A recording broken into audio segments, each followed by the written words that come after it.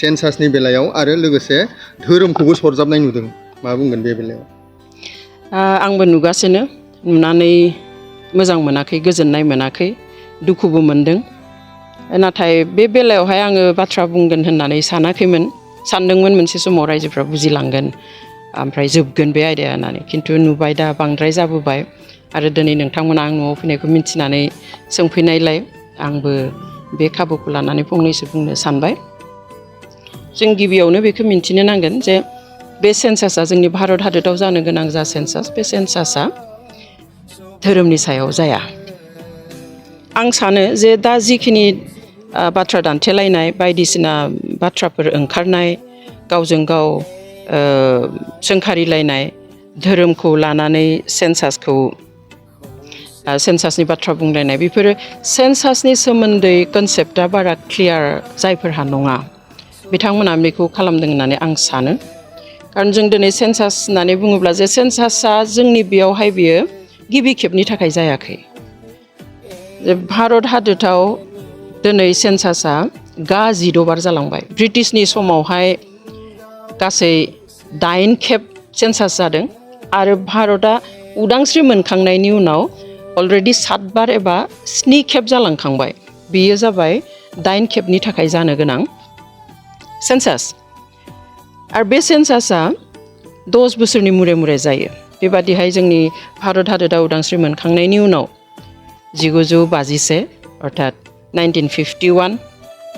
बेनि उनाव 1961, 71, 1981, 1991, 2001 आरो 2011आव सेन्सासआ जालांखांबाय सुबुं अनजिमा साननाया जालांखांबाय बेनि उनाव जानांगौमोन 2021 मायथाइ एबा 2021आव खिन्थु बयबो मिन्थिगौ जे हादर नाङैनो बा बुहुम नाङैनो जिथु कभिड जाबाय बे पेन्डामिकनि थाखाय सेन्सासखौ दोनथ'नो गोनां जाबाय आरो बिनिखाय दिनै फ्राय 16 बोसोरनि उनाव बे खामानिखौ सेन्सासनि प्रिलिमिनारि खामानिखौ दा स्टार्ट खालामनाय जादों दा बेयावहाय धोरोमा बोरै फैखो जोंबो सोमोनांदों खारन बे गोदो जेसेबां 7 खेब सेन्सास जालांबाय भारत उदांस्रि मोननायनि उनाव बेयावथ' धोरोमनि बाथ्राया फैयाखिसै बे गोलाव समाव जोङो मा लिरनाय जों माबोरै बर' हिसाबै थांनानै थाबोखो बेफोर खोथाखौ जुदि जोङो एसे साननानै नायो दिनैनि बे थासारिया फैनाय नङामोन आरो बेबायदि थासारि फैनाया जोंनि थाखाय मोजां नङा जोंनि थाखाय बियो हारिनि थाखाय गोबां खहा लाबोदों दिनै बे गोलाव समाव फ्राय 60-70 बोसोराव बर'फ्रा सेन्सासनि समाव दिनै जायफ्रा बाथौ सिबियारिमोन बिथांमोना बाथौ लिरनो मोनासै हिन्दु लिरनांबाय एबा हिन्दुइज्मखौ लिरनांबाय आरो ख्रिस्टियानफ्रा ख्रिस्टियानिटि लिरबाय थेवब्लाबोथ' बर'आ जोबनानैबो थाङासै बा एक्सट्राहै बारायाखिसैबो जेसेबां दङ बिदिबा बेसेबांनो थाबाय खारन बेखौहाय गुबैयै अनजिमाखौ सानो बिमानि रावनि सायाव मादार टां आं मा राव रायज्लायो दिनै बेनिखायनो जों आसामाव नुदों जे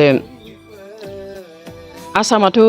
माने असमियाफ्रा बिबाङा जोंनिख्रुइ बारा हिसाबै बिसोरनियावबो धोरोमनि संख्याया जोंनिख्रुइ बारा बिसोरनियाव असमिया मुस्लिम दङ जोंहा गैया बिसोरनियाव असमिया सिख दङ जोंहा गैया बिसोरनियाव असमिया जैन दङ जोंनाव गैया दा जोंनाव एसे एनैल' दङ धोरोमा गोबां धोरोम गैया जेसेबां गुबुननियाव दङ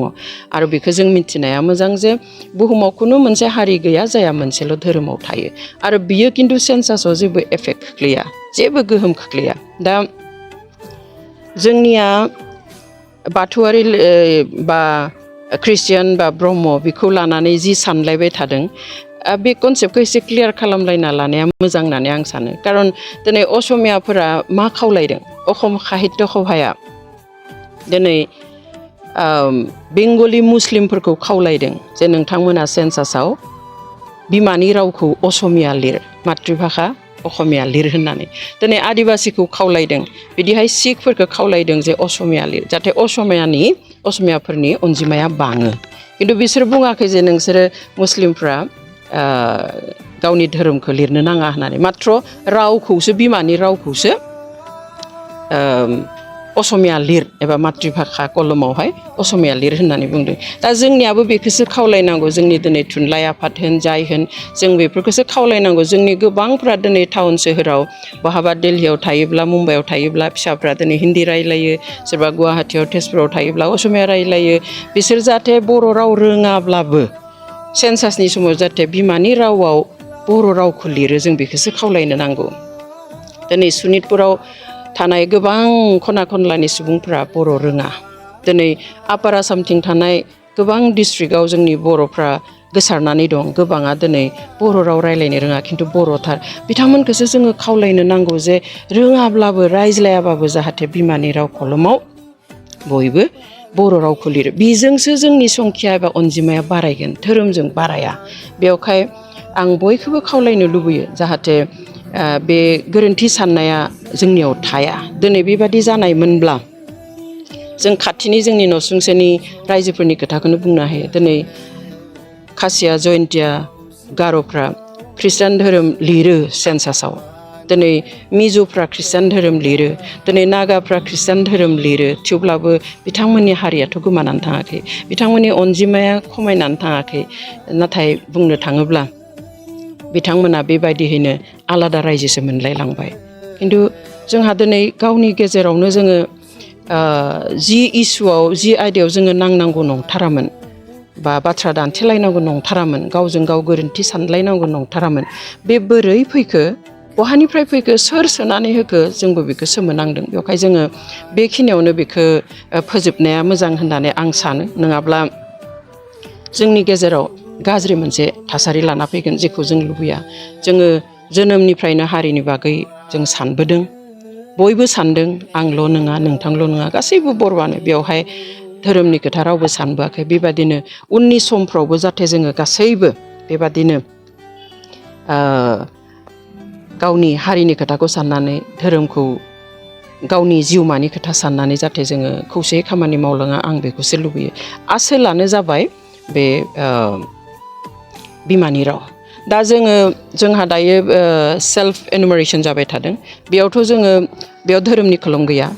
आरो 17 एबा 17 आगस्टनिफ्राय हाउस हल्ड एनुमारेसन जागोन बेयावबो धोरोमनि खोलम गैया आरो आनखि कमिउनिटिनि खोलमबो गैया बेयावहाय थानाय नङा बेयावहाय खालि एसटि कास्टआसो थागोन एससि एसटि आरो आदार्स स' बेयावबो जोङो कमिउनिटिखौ लिरनो मोना दा मोनसे खोथाखौ हयथ' गोबाङा मिन्थिगोन जायफ्रा एसे स्टाडि खालामो जे भारत सोरखारा उदांस्रि मोननायनि उनाव कमिउनिटि वाइज एबा हारि हिसाबै सुबुं अनजिमाखौनो सानाखै ब्रिटिशनि दिनावहाय 1931 मायथाइयाव कमिउनिटि वाइजआव सेन्सास खालामदोंमोन 1941नि सेन्सासआ कमप्लिट जायासै सेकेन्ड वर्ल्ड वारनि थाखाय खिन्थु 31आव जिथु खालामनाय बेयाव कमिउनिटि वाइज खालामनाय आरो बेयावसो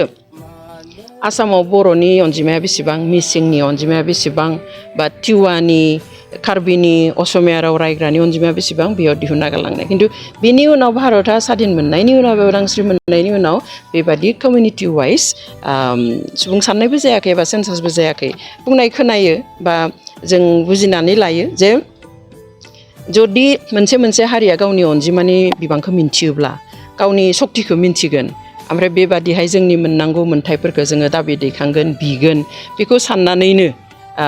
गावबा गाव हारिया बेसेबां दङ बिनि सुबुं अनजिमाखौ भारत सोरखारा मालाबाबो फोसावाखै एसटि हिसाबैसो फोसावदों जे आसामाव इसेबां जेनेरेल इसेबां एसटिनि दङ इसेबां एससिनि दङ जों बेखौसो मोनो जायनि थाखाय जों दिनैसिम मिन्थिया एकिउरेट नाम्बारखौ जे बर'आ थारैनो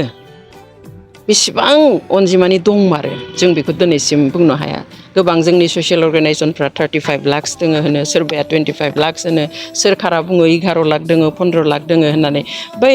1931नि जिथु ब्रिटिशनि सुबुं सानखो बेखौ बेस खालामनानैनो एसे बरा तुता खालामनानै साननायफोरखौ जों नुयो बेयावहाय बे खनसेयाव जुदि जोङो खाबु मोनोब्ला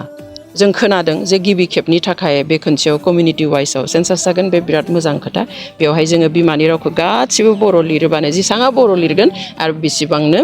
जोंनि बर' हारिनि अनजिमाया नुजागोन बेयाव धोरोमनि थाखाय नुजानाय नङा खिन्थु आंबो गोजोननाय मोन्दों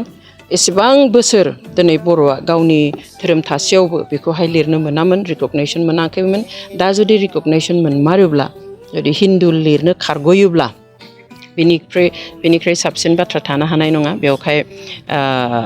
आं बरायोसो बेखौ जे जुदि बाथौ लिरनो मोनोब्ला बाथौ लिरनांगौ बाथौ सिबियारिफ्रा आरो जाया गुबुना जेखौ फुजियो बेखौनो लिरनांगौ आरो बियो जोंनि बे सेन्सासाव जेबो हेम्पार खोख्लैया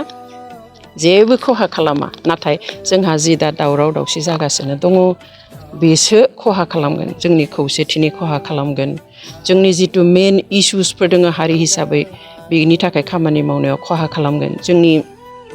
बुजिज्लायनायाव खहा खालामगोन जों ज' जाजाय थालायनाया जोंनि समाज जिउआव खहा खालामगोन हारि हिसाबै जोंखौ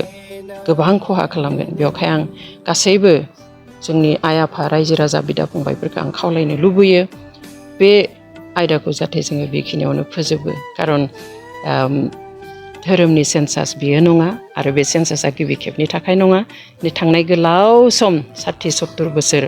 दिनै बाथौ सिबियारिफ्रा एबा ख्रिस्टियाननि अनगायै गुबुन धोरोम सिबियारिफ्रा गासिबो हिन्दुखौनो लिरबोनो गोनां जानाय आरो ख्रिस्टियान सिबियारिफ्रा ख्रिस्टियानिटि लिरबोनांनाय बिनि गेजेरजोंबो मालाबाबो बर'नि अनजिमाया खमायाखैबो बारायाखैबो जुदि खमायो एबा बारायो बियो होमबा जोंनि बे बिमानि राव जुदि जों लिरा गुबुननि रावखौ जुदि जोङो बिमानि राव होननानै लिरो असमियाखौ जुदि जोङो दिनै मातृभाषा होननानै लिरफ्लाङो अब्लासो जोंनि अनजिमाया खमायगोन बेवहाय बर' रोंब्लाबो रोङाब्लाबो न'आव रायज्लायाब्लाबो जाहाथे फिसा फिसौखौबो जों लिरहोयो सोरबा जुदि गुबुन हारिनि बिहामजो लाबोनाय दङ बिसोरो बर' रोङा अब्लाबो जाहाथे बिमानि रावाव बर'खौ लिरो बेखौसो जोङो खावलायनो नांगौ बेवहाय आं आसा खालामगोन जोंनि गेजेराव बे जि